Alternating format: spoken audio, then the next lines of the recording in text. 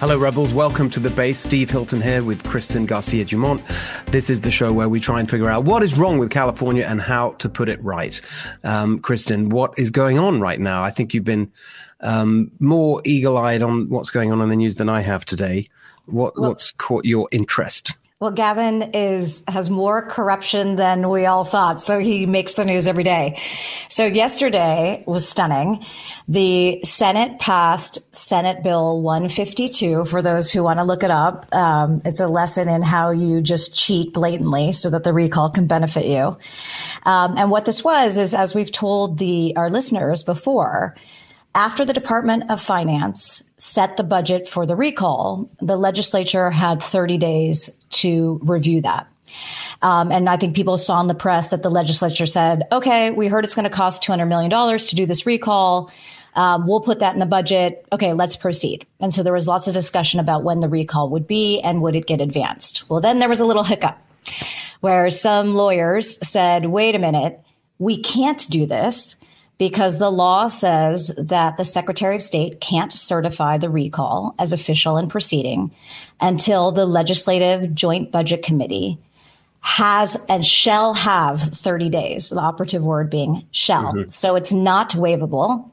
So in classic sort of, one party rule, they decided frantically to rush in a new law that modified the rules so that, in fact, they can expedite the recall. So that was quickly passed yesterday and signed by the governor very quickly. Wow. So we could have the recall as soon as Labor Day, because as soon as... Yeah, that's a big change. It's a big change. I saw... It's interesting because I've been sort of somewhat rushing around this week and haven't paid so much attention to the... I did see talk on Twitter and elsewhere. I saw Kevin Kiley said, this is kind of banana republic type behavior. You change the rules in the middle of the game.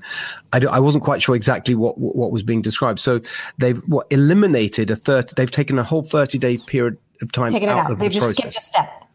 They skipped a step. Now, a step that they had put in place for the last recall effort, which they were trying to stave off, and they wanted to drag a step that they put in place. Yeah, exactly. A step they put in place to try to stave off that recall became inconvenient in this recall. So now they've taken the step out entirely, because obviously we've heard that the Democrats think that they can, they have better odds if parents aren't pissed off because nonsense is still going on in the schools. So I think they're trying, of course, to rush that recall election.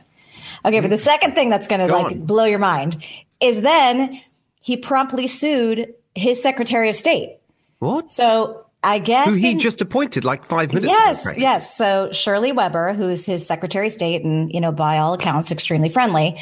But Gavin doesn't like to follow the rules. So in January, I guess, he was supposed to submit his response to the recall.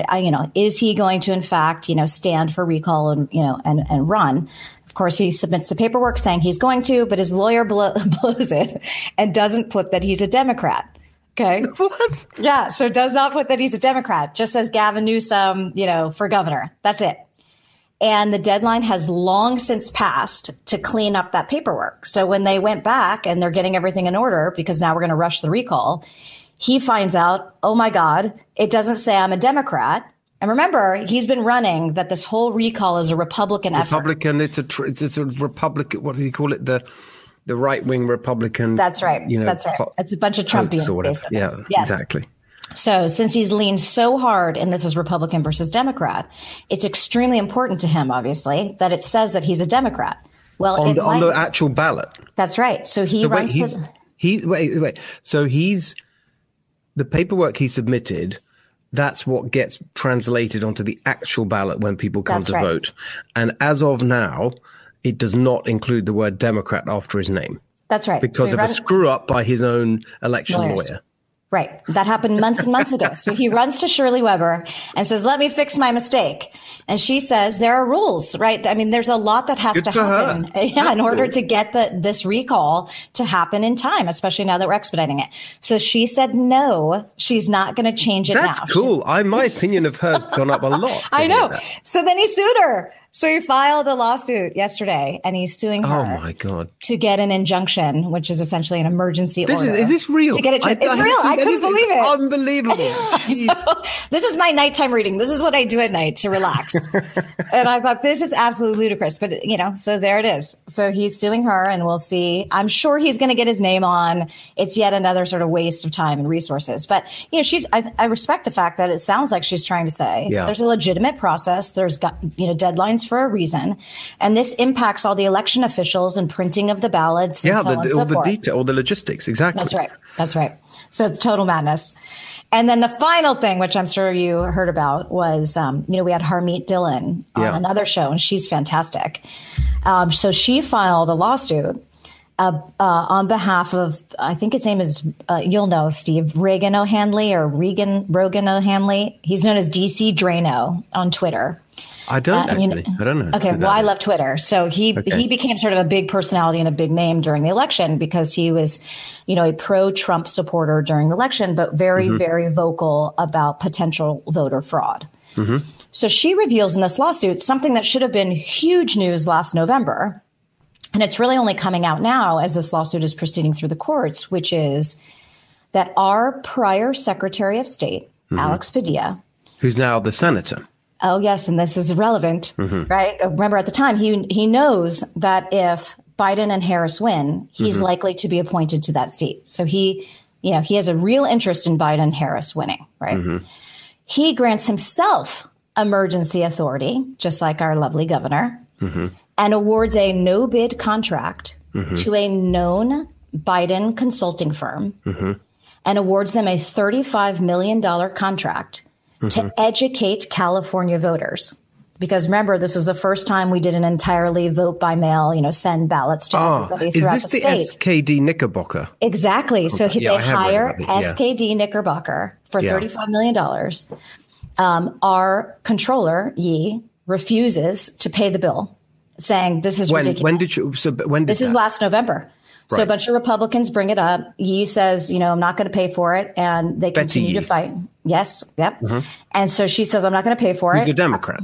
Yep. And she's obviously, a fan of Gavin.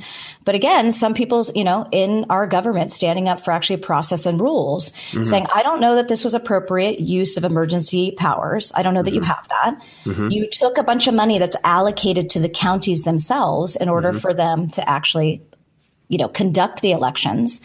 You said you ran it by these counties, Padilla, but we've checked with them and turns out, nope, the counties did not authorize this money to go to the state for this voter outreach. Nobody seems to want it except you. Yeah. And this is a known Democratic operative who now, by the way, just recently this month, won a bunch of awards for all of their work for Biden in many, many states. Yeah. And by the way, that firm, I think I'm right in saying that Anita Dunn is a principal of that firm or something. She's the White House, I don't know, not communications director, I don't think. But in the communications department, yes. Or more than that, senior advisor or something. I don't know her title. People can look it up. I'll look it up in a second. But she's also, I've just been reading these books about the election camp, all these Biden books are coming out. And she's really central to the Biden election campaign. And that is her firm. That's right. And so then what we find out through Harmeet's lawsuit is that Knickerbocker and the Biden campaign were colluding with big tech, specifically Twitter, to get posts by DC Drano and other conservatives removed purportedly in the name of California voter education. What? So, yes, censoring political speech from one side. What kind of posts? What were they about? We think the California voter rolls are not clean in California. Sort of as California voting goes, so does the rest of the country. People are cheating in California. Those types of potentially legitimate, maybe illegitimate allegations, but ones that somebody's free to make. And then let, the world sort of look into it and figure out whether or not it's true.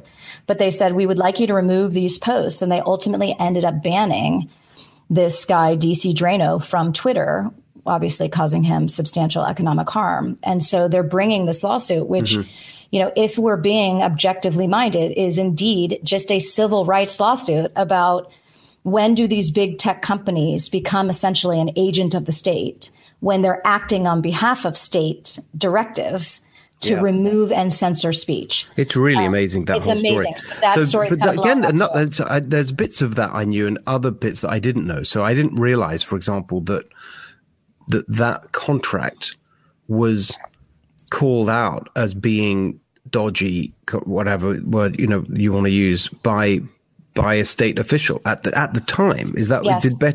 And so Republicans? But did you say she refused to pay it? Correct. Republicans called it dodgy. Yeah. I think she was neutral in her wording, but she declined to pay the bills, saying this appears to have a conflict of interest. And I don't see support for allocating the county money towards this. And so I'm not going to pay it. So, we need to ask somebody in the legislature, because it's my understanding that now it's for the legislature. And I think they might have approved paying that bill already. That part I don't know for sure, but it's before the legislature to pay that bill because he said no. It's really interesting. Yeah, it's fascinating. I mean, the corruption is really extraordinary. Yeah. But also what's sort of hopeful is, these people who are Democrats and are friendly to Newsom and obviously the Democratic Party, really trying to honor what their commitment is and their office and doing the right thing. So they do need to be applauded for that. Yeah. By the way, I just looked at Anita Dunn. If you look her up, managing director at SKD Knickerbocker. Right. That's one of the things that comes up. I guess she's not there anymore, but her current on the Google's little sort of information box thing, senior advisor to the president of the United States. Yep. I mean, that's unbelievable, isn't it? That they're giving out a contract on emergency powers, no bid contracts, taxpayer money for voter education to the firm that is run by Joe Biden's senior advisor. I mean, it's completely unbelievable that they think that they think they can get away with it, as it were. I know. And if you look at the complaint, it's like $11 million spent on basically Twitter and Facebook ads. It's really, this is extraordinary amount of money. It's really, really shocking. Again, not really shocking because we see it all the time. I know, but I don't want to become jaded. So I still exactly. We're keep talking about it. Exactly. It is shocking. Exactly. And actually, what's interesting though, is that you did see some people standing up. It kind of gives you hope because it feels like there are some people there who still, won't like Betty in this, and Shirley Weber in the case of Gavin and the Democrat name. Okay, it's a small thing, but she's not just kind of rolling over and doing exactly what he wants just because he appointed her. There's something encouraging about that. I totally agree. And what had to be extreme pressure too. But the pressure, exactly, and actually, that funnily enough, that really kind of brings me to one of the things I want to talk about with our guest today, because when you're in that situation where, as we keep discussing, basically a one-party state, and you try and stand against that. It's really tough because the pressure is just often overbearing and overwhelming, I should say. And I think that's really interesting. How obviously long term, we'd like to see a political change where we move off of this situation where it's a one-party state. But while we have that, where you have these super majorities in the legislature, all the statewide officials and so on from one party, standing up to them is hard. And that's why I'm really interested to see what it felt like to do exactly that. Our guest today did do that. He literally did fight the power of the Democratic machine and the establishment. He stood up to that. He was a rebel in that sense. And that's why the perfect guest for us today, he's Robert Clarke. He's a council member of Solvang on the city council down in Solvang in Southern California. And I want to hear all about his experience of standing up to the Democrat machine. So let's welcome Robert Clarke to California Rebel Base. Robert, it's great to see you. We first met a few months ago when you joined me on my show on Fox News. I was just really interested in what you were doing in Solvang as an elected member of the city council, as a Republican, in relation to the lockdowns and what was being pushed down from the state level, to your community there. Tell us a little bit about that experience. Well, the city of Solvang is the third most reliant city in California on tourist occupancy tax, behind Yountville and Mammoth Lakes. Mm-hmm. So if we don't have beds filled in our town, then we don't have a budget. So when the governor re-shut down in December, mm-hmm. This is right after the election from the previous council, we made a decision to stay open, as some other towns tried to do as well. I think San Luis Obispo or Pismo Beach, did the same thing. So we said, we're open for business. Come on in. You know, we've got 300 cases. We were almost 8 months into COVID. We had 300 active cases, 8 people sick at the same time. We weren't affected like the rest of the state. So we said we're open. And during that meeting, I said, hey, I know. Why don't we just name all of our businesses French Laundry and the governor will leave us alone? So I got a lot of calls about that. Obviously, it upset a few people that we don't take the governor seriously. And anything in a small town that you do that upsets some people, you get a ton of emails. And how dare you defy the governor? So, and then the new council came in, and I think the mayor's exact words were, it's not worth a few dollars for some people to lose their lives. And I'm thinking, a few dollars, we'll multiply that by 30 million cases around the world. It's not a few dollars, it's people's livelihoods. And we were trying to keep our businesses afloat, keep our families in town fed, instead of having to go to churches for handouts during COVID. We're trying to keep people working. So that was how the whole thing started. I always think what's fascinating about this is how it's been teed up of money versus lives. Because the second you win that, rhetorical spin, then of course, anybody who defies a lockdown order or who wants schools open, is somehow pro-death or pro-murder. And so, it was really interesting how it got cast in that fashion and how that played out with you as well. Right? You're now pro-murder. We all follow the news like that. I mean, there's nothing that the three of us can say that hasn't been said already about this. Lives, we're killing people. You're trying to hurt people. It just... and as you've said, it's done more harm by keeping things shut down, keeping people locked up, et cetera, than it is to take your chances. This previous council, we stood for personal responsibility. You know what? If you wanted, and I said to many people, if you want to lock yourself in your closet, I'll bring you food every day. But don't force the rest of the city to be locked down and have somebody else get their groceries and demand that others lock down as well. And there's just no personal responsibility, no personal liberty in this state. And what about the actual local businesses? So they hear from the governor, not necessarily directly, but I guess they hear on the news or they read whatever. They watch the official announcement. They say, and then we're in county. What county is Solvang in? Santa Barbara. Let's say I run a restaurant in Solvang. I see that I know we're in Santa Barbara County. Santa Barbara County is in purple. That means I can't open or whatever. So that's what I think. I have to close down. Then I hear the city council say, no, you can open. Who actually has authority? Who has the legal force?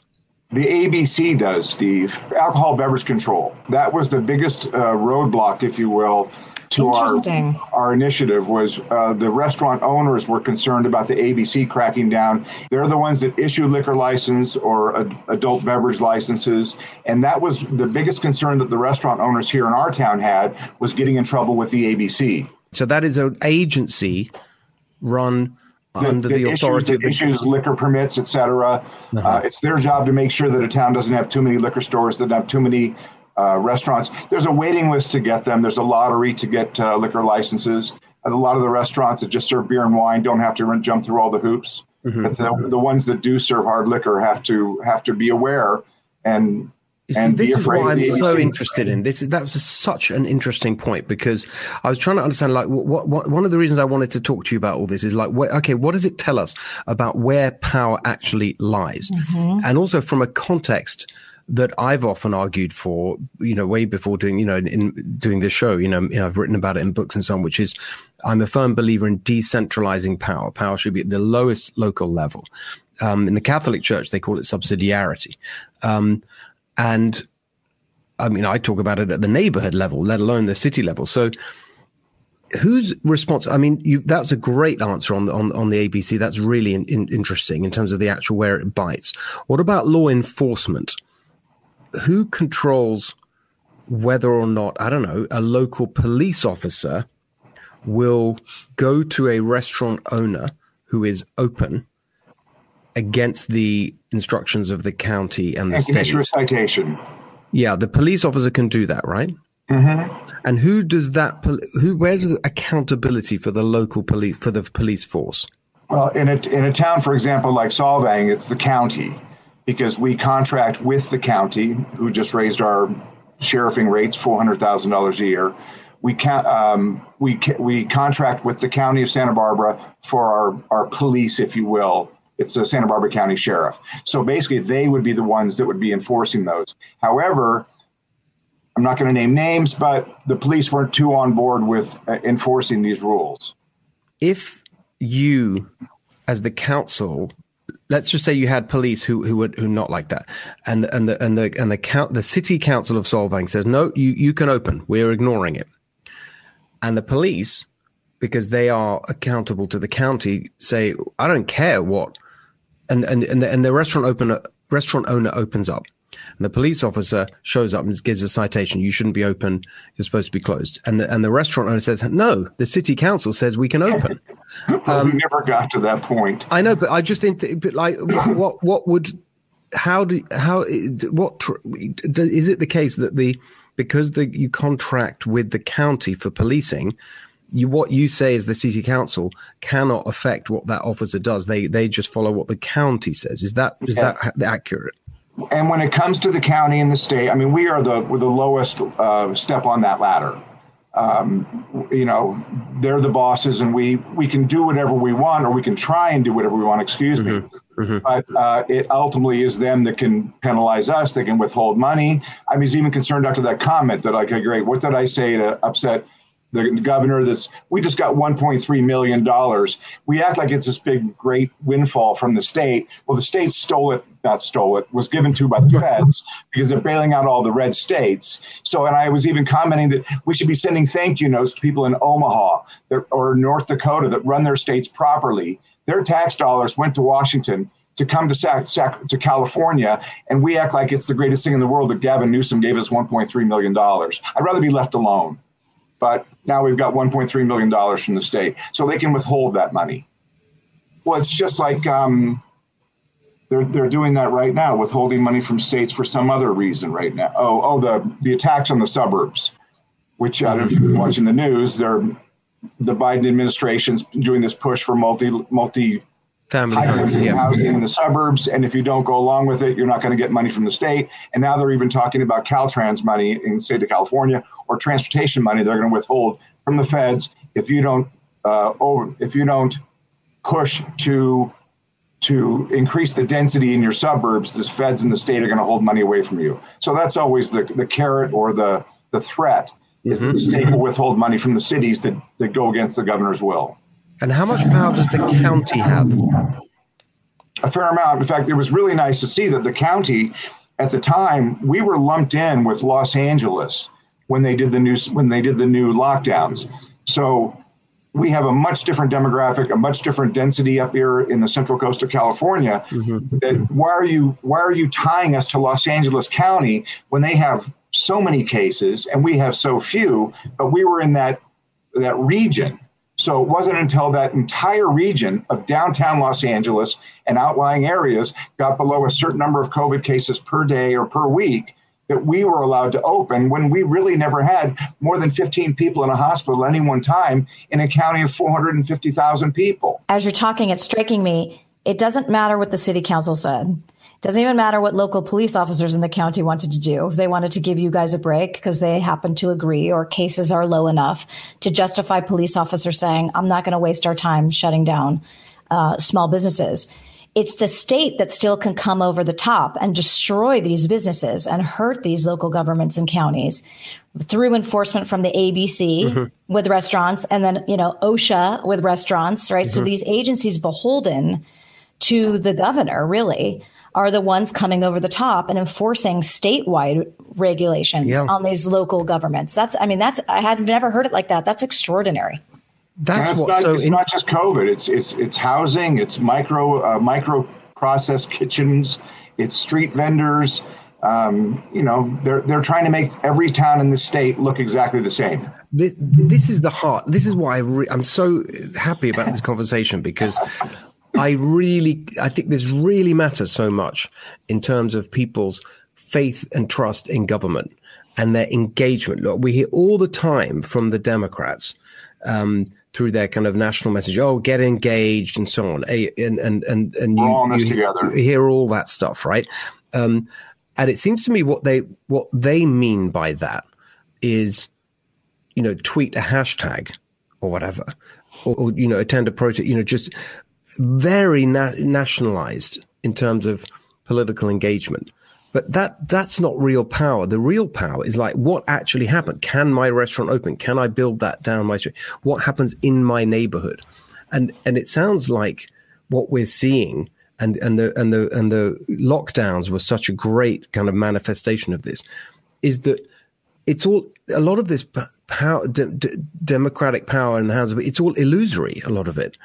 Much of it is illusory, which is, you vote for the city council, but in the end, what power do they have? They don't get to make the decisions. What's the point? What's your response to that as an elected member of the council? I mean, what do you have? Where do you feel like you really, on behalf of the people who vote for you, have control? Where the local people who vote for the city council, what do you really control? Well, it's two different things, Steve. You've got our duty is to the residents of Solvang, and my duty is to the residents of Solvang. It's not to the state of California. So COVID is a good example of how something got beyond our town's control, beyond the realm of what we're even supposed to be doing. Mm-hmm. I mean, it's a part-time city council. It's our job to give the city manager direction. What's our vision for Solvang? Let's not spend a lot of money. Let's keep tourism up. Let's advertise this town, things like that. Just the basics. And that to me, and I'm a really, really, really conservative guy, but once I got involved in politics, or if you want to call it that, in the city council, it's that kind of, you throw that out the window, because it's like, all right, I've got 5,500 people here that we need to support and help and just, make the city run, pick up the trash, keep the water running and the toilets flushing. That's really our job. And then the city manager runs the town. But like I say, we're not full-time people. Every little town's got their one council member that thinks it's his full-time job, but it's not. And every town has the same 15 people. I don't know if they move around from town to town to complain about everything you do. But that's the nature of small town politics. Yeah, but the theory is that it's that's the democratic accountability, that it's people power in the hands of people, and it's decentralized so that, decisions that affect your life are, you have some input as a citizen because you vote for these people. If you don't like the kind of, that's what you're saying is that really that's not really how it works. And that's why I was surprised that the Santa Barbara County, the entire county got on board with really trying to lobby the governor to say, take us out of this LA region. This is apples and oranges. We don't have the same issues. We have plenty of hospital beds. We had a little bit of a shortness. We were never completely full, but we had a bit of a shortness. I don't know when it was, how many months ago, but it was just two separate worlds. And believe me, if you've been to LA and you've been to Solvang, it's two different planets. And we're not the same as them, but we're lumped. So what can you do? That's exactly right. And what I think is fascinating is the fact that you became sort of an outcast. Like, from what I could tell from reading about this, trying to stand up to the governor just by trying to bring it local of, we're being responsible citizens, looking at our case counts, looking at our hospitalizations. You're not ignoring the data. You're saying, I'm trying to make a very data-driven decision that balances the harms of all types, right? And I am evaluating. Yes, exactly. Yeah, and you're doing a risk benefit analysis and saying, okay, this is what makes sense for our town, because there are other harms that we need to weigh. And you really got lambasted for it because you're not allowed to disagree. You should have seen some of the emails. How dare you? It's how dare you actually try and do what we were constantly being lectured to do, which is follow the data and the facts and science. And that's what you're trying to do. I mean, anyway, I don't want to reopen all that. You're right. We've been over these issues many times. I just wanted to sort of end by asking you, just looking ahead and as we think about other issues and the kinds of things that people get very frustrated about, and people listening who want to see a change in California. And they feel like, well, why can't we have this? Why can't we do that?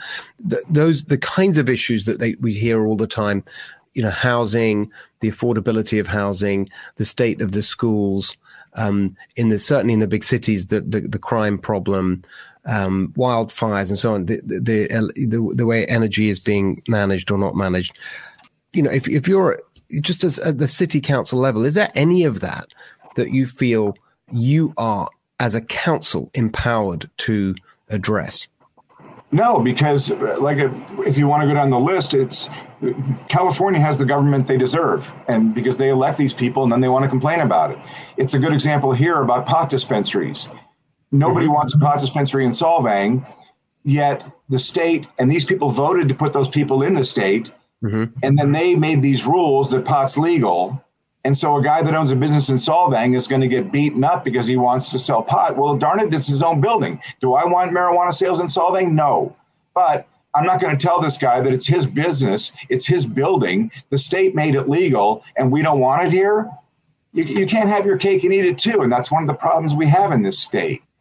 So, all we can do is fight Sacramento and work with Sacramento. I mean, not everything is a battle when we're not trying to make it that way. But, oh gosh, what do you tell the citizens? You just have to do the best you can with what they throw at you. Yeah, well, I mean, it's interesting because we were, although it doesn't reflect, but we were on another episode, we were talking to someone about the overall political scene in California, and he pointed out that, I don't know, what is it, sort of 40 of the, I don't know, 50, like a really large proportion of the counties are actually Republican. But, of course, many of them have fewer people living in them. But it's interesting when you take power away from the city level, from the local level, and from the county level, and centralize it at the state level, and then you have one party rule at the state level, what you end up with is the imposition of ideas and policies that lots of people don't want. But because there's no power at the local and county level, not no power, but, relatively, there's certainly constraints. You're powerless to do anything about a lot of this stuff. I think it's a really interesting problem. But that's a good example. And so really what a town like Solvang or other small towns, their job is to do the best they can for the residents with what Sacramento throws at them. For example, by 2030, we need to find a space to put in 131 more units in residential units in our town. Now, we're 95% built out. And we passed a resolution a year ago that we will not annex any of the farmland around our town. So in the next 10 years, we'll be moving up. That's all. Just last question on that. Like, where does that number come from? What was the number that you have to build? 131 housing units that we need to provide per the state mandate by 2030. Okay, so that's not your number. That's their number. That's their number that they put on us. And for those who haven't been to Solvang, it's tiny. So that's a lot of units for a very small town. Where does that number come from? How's it derived? It's a factor based on population and I believe geographic area that comes from the state. They have a formula for it, and it's like if you have so many residents, so much space, then I don't know, maybe Santa Barbara got 6,000. And Solvang got 191, where Santa Maria got 2,000, something like that. There is a formula the state uses. And do you think that it's evaluated on but you said that actually you don't have the space. No. In your view. Solvang's you've got to come down, Steve. Solvang's a very unique town. It's a Danish town founded in 1911. It's all Danish architecture. And it would really, what makes this town special, it's an escape from LA. People come to get away, and it's like you pretend you're in Europe for a day. And we have great food, and we have great people here, nice people.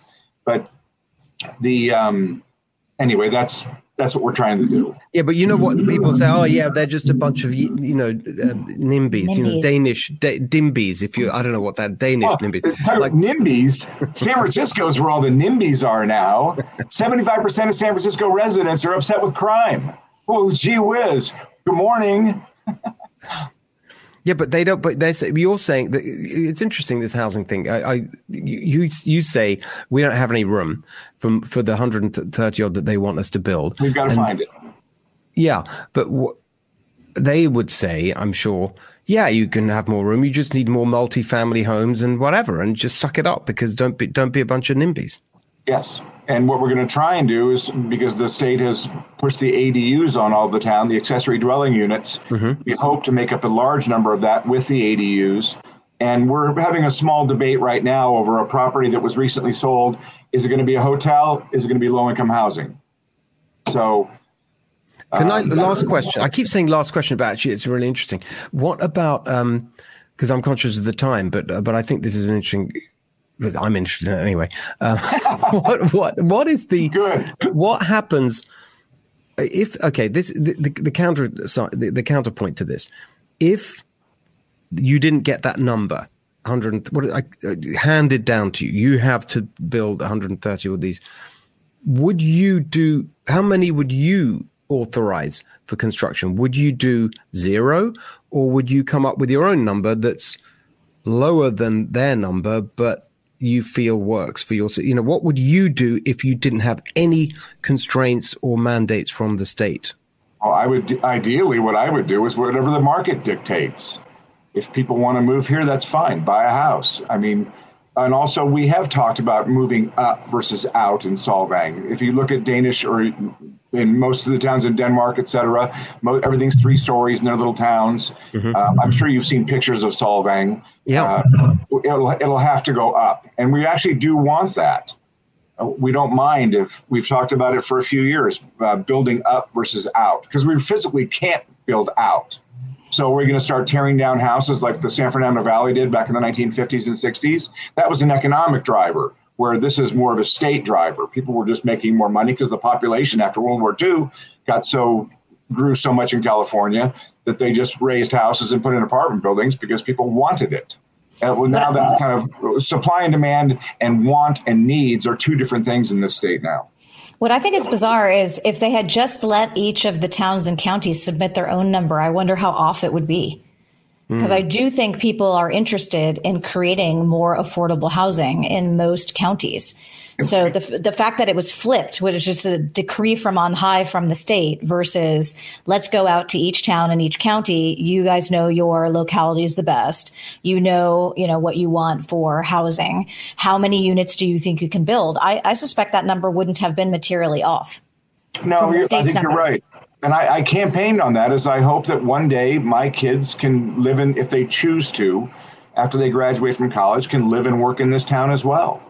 A lot of the kids here, they go to college. There's not a lot of business here in Solvang other than tourist-related business. But I would hope that if they so desire, they could live here as well.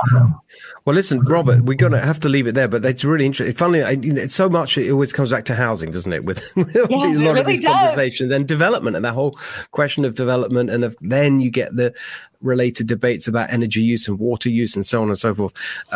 Maybe we can bring you back, Robert, and talk about that again. I'd love to have maybe I'm still in office.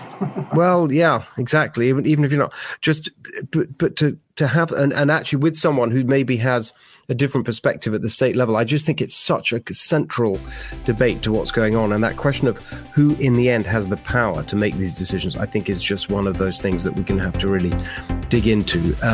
Anyway, for now, Robert, that was great. Really appreciate you being with us today. Thank you. Thank you, Steve. Thank you, Kristen. Take care. All right. Great. And thank you for being with us too. Please come back for the next California Rebel Base.